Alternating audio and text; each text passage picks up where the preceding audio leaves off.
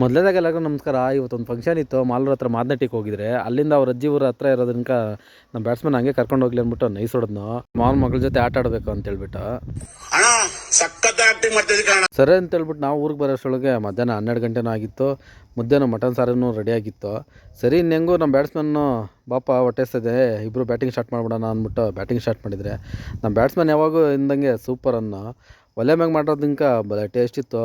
ಯಾವಾಗೂ ತಿನ್ನೋದೇ ಆಯ್ತು ನಿಮ್ಮದು. Small help no chance.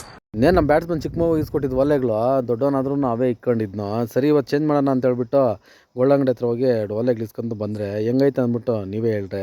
ಹಂಗೆ ಮುಂದೆ ಬಂದರೆ ಮನೆಗೆ ತರಕಾರಿ ಎಲ್ಲ ಕಾಲ ಹೇಗೈತೆ ಅಂತಂದ್ರು. ಸ್ವಲ್ಪ ತರಕಾರಿ ಈರುಳ್ಳಿ ಬೆಳ್ಳುಳ್ಳಿ ಎಲ್ಲ ಇಸ್ಕೊಂಡು ಹಂಗೆ ಪಾರ್ಲರ್ ಹತ್ರ ಬಂದ್ಬಿಟ್ಟು ಒಂದು 1/2 ಲೀಟ್ರ್ ಹಾಲು ಇಸ್ಕೊಂಡು ಮುಂದೆ ಬಂದೆ. ಊರಾಗ ಡೈರಿ ಐತೆ, ಹೋಗಿ ಹಾಕ್ಸ್ಕೊಂಬರೋದು ಬಾದೆ ಅಂತ ಹೇಳ್ಬಿಟ್ಟು ನಾನು ಕೋಲಾರಿಗೆ ತಗೊಂಬಂದ್ಬಿಡ್ತೀನಿ.